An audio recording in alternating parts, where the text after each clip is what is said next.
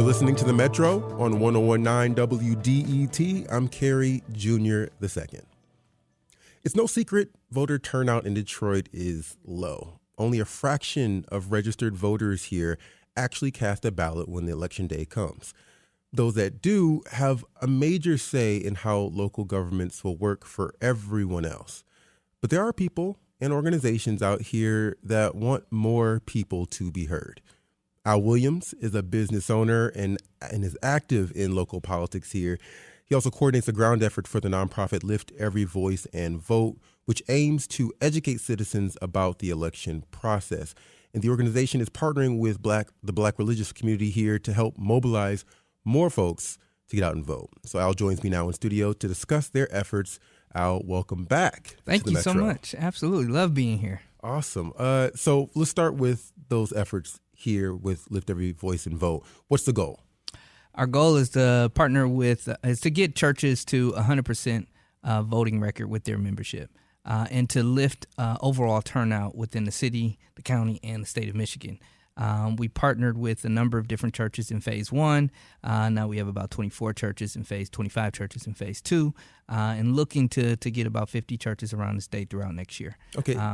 And to increase voter turnout because it's very important for advocacy, for our future, for our children's future, for our senior security, and for so many other things that are always on the ballot. Yeah, and it's always a constant conversation here, too.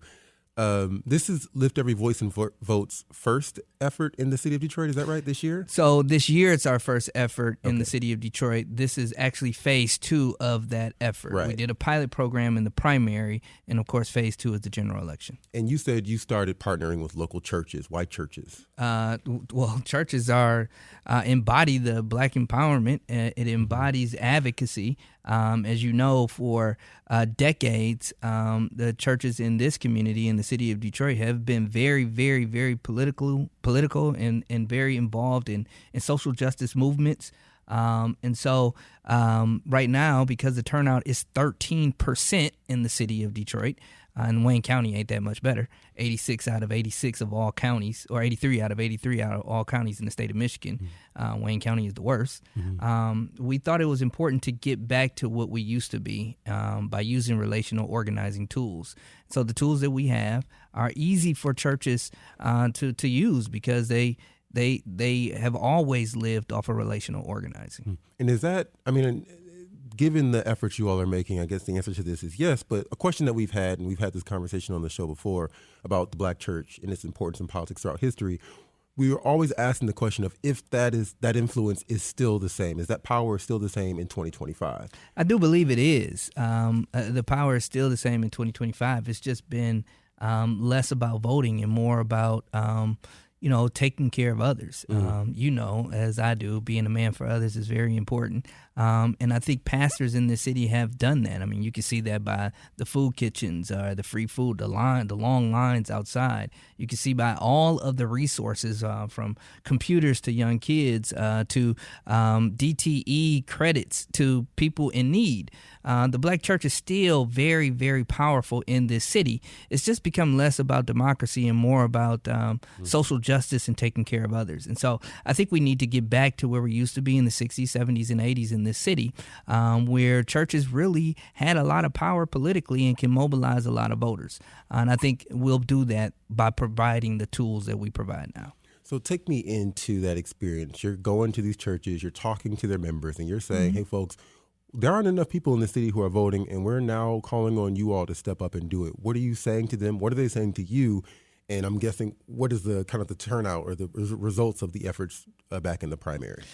Yeah, so it's been pretty easy as of late. We have, in the primary, we had 12 churches, and each one of our churches either doubled or tripled the turnout rate of the rest of the city. The city was at 13%.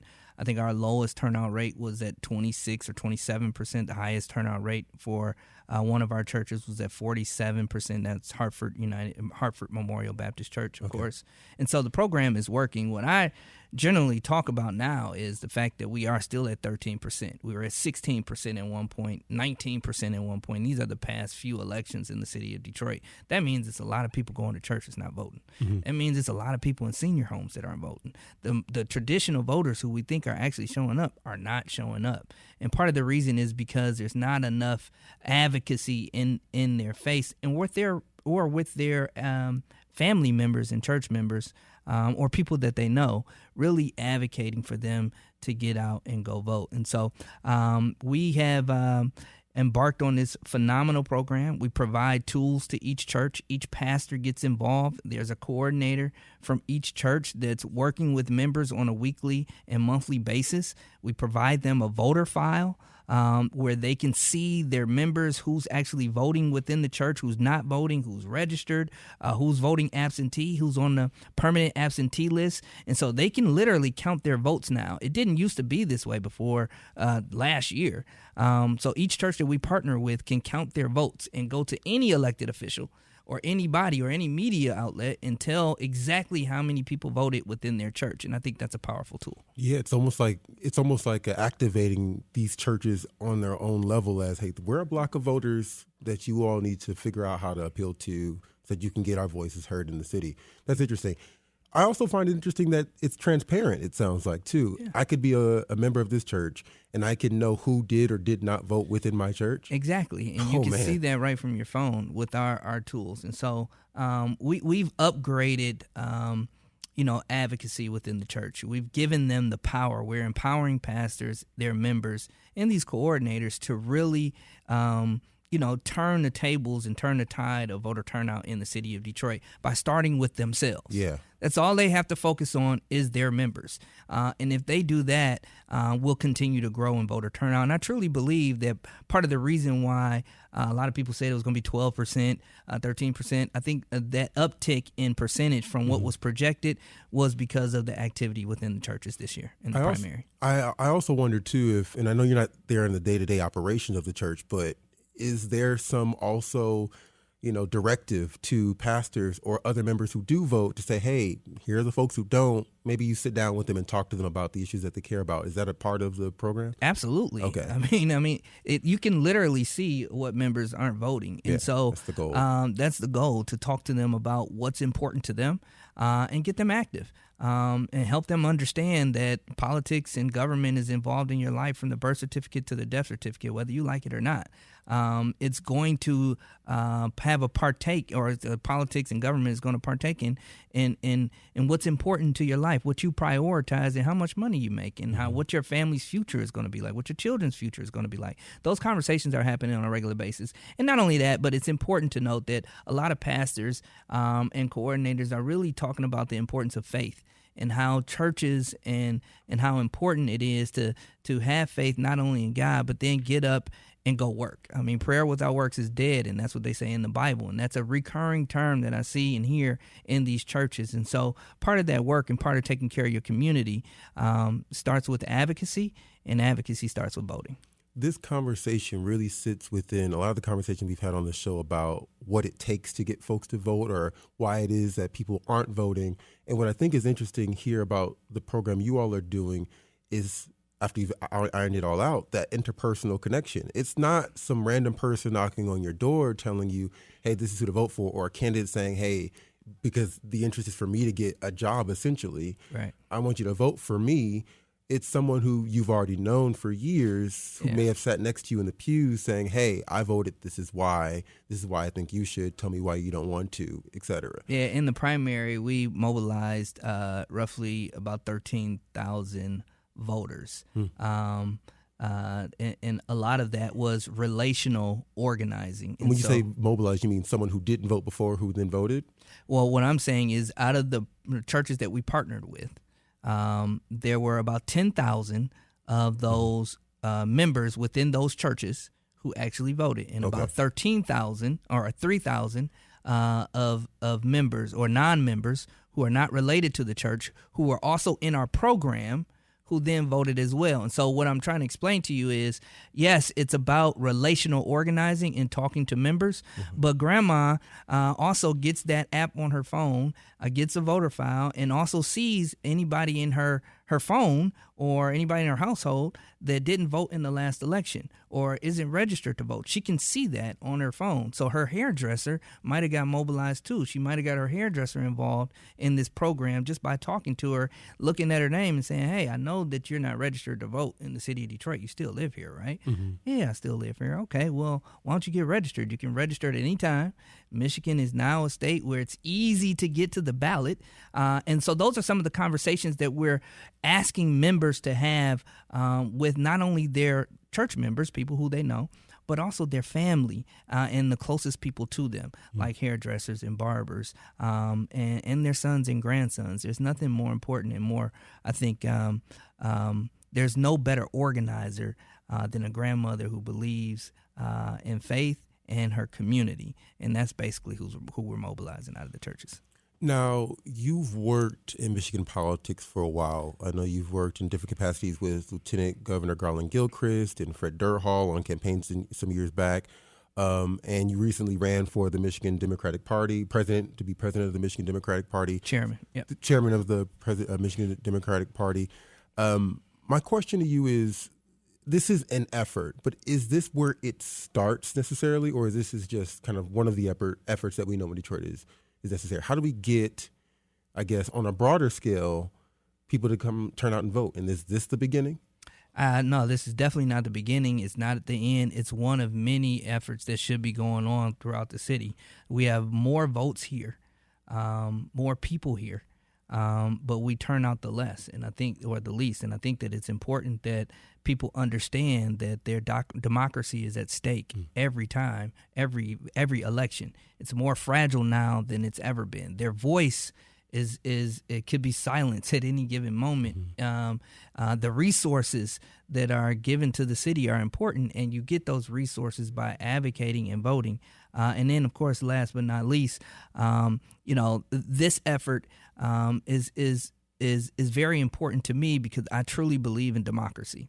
And I think that we need to do whatever we can to increase voter turnout in the city and the state.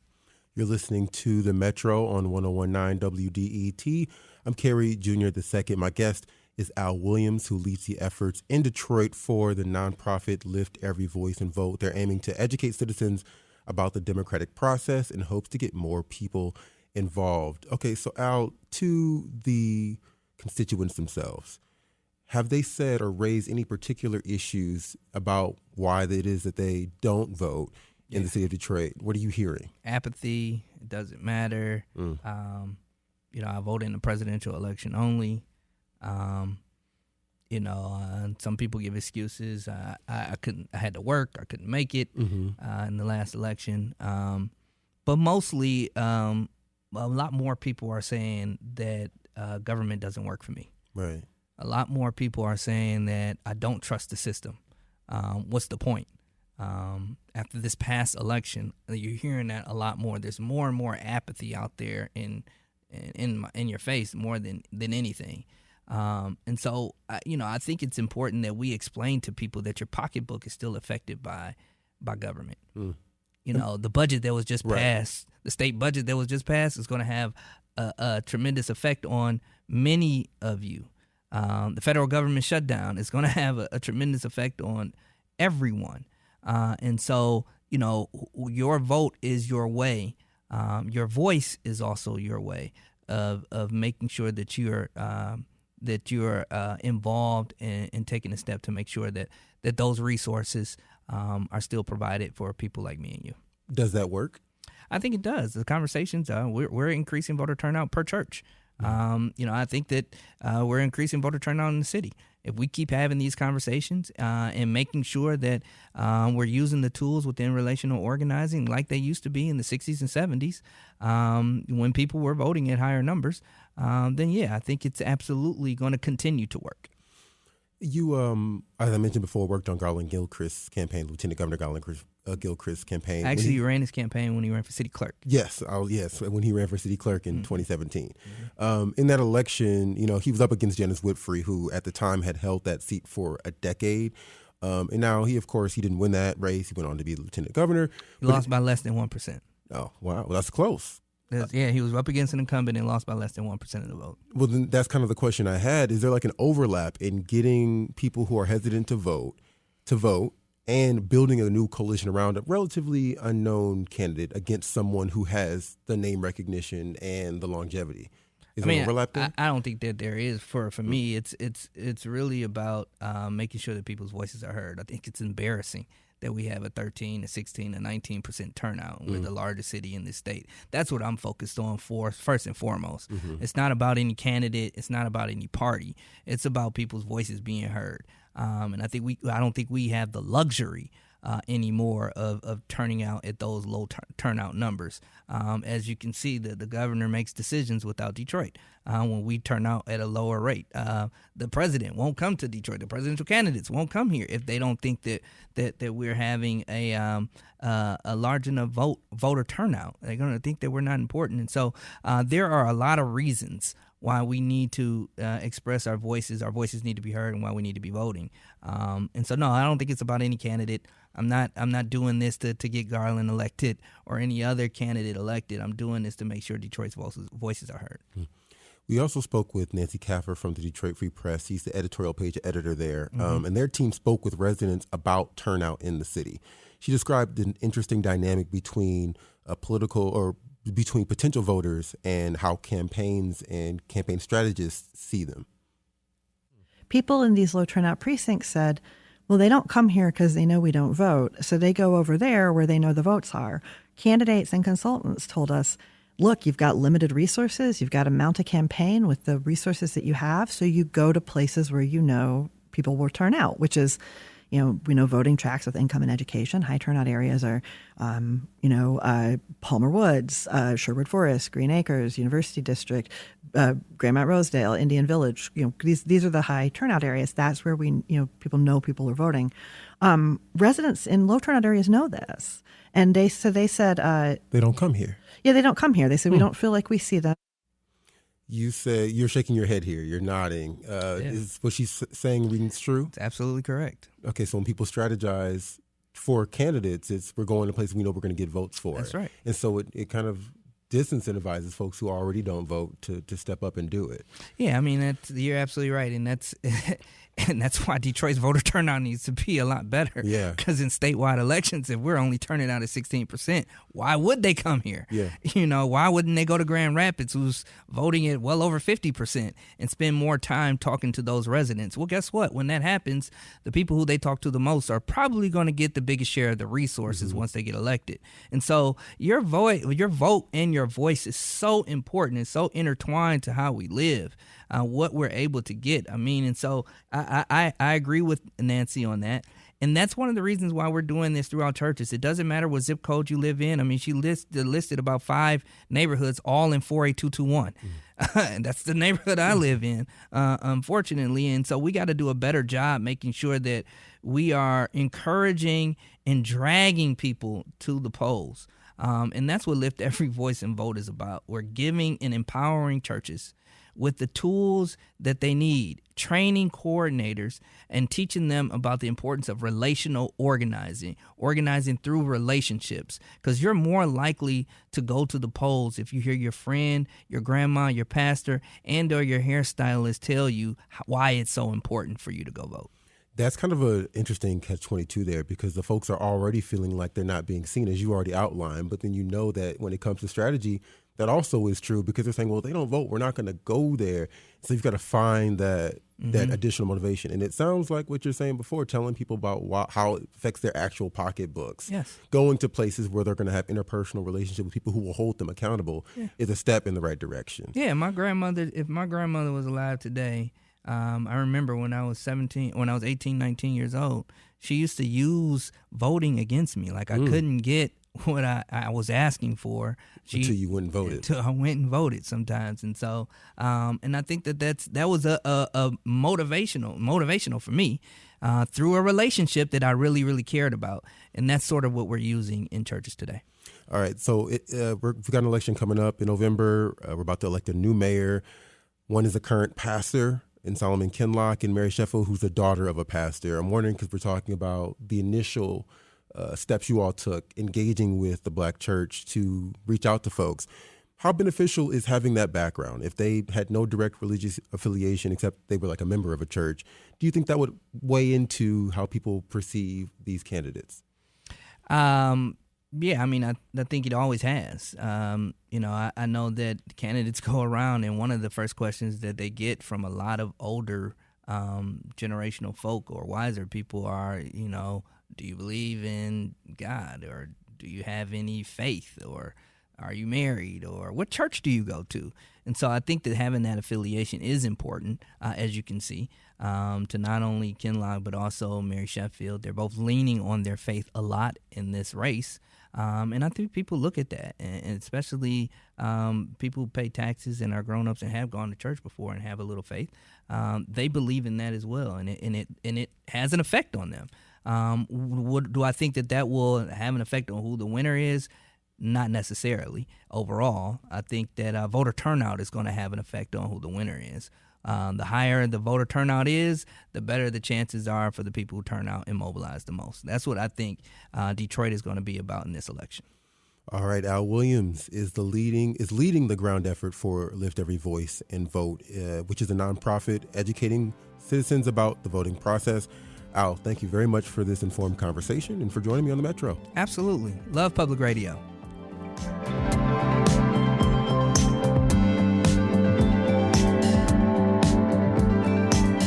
Coming up, comedian Sam Talent returns to the Metro ahead of his performance in Royal Oak. Stay right there.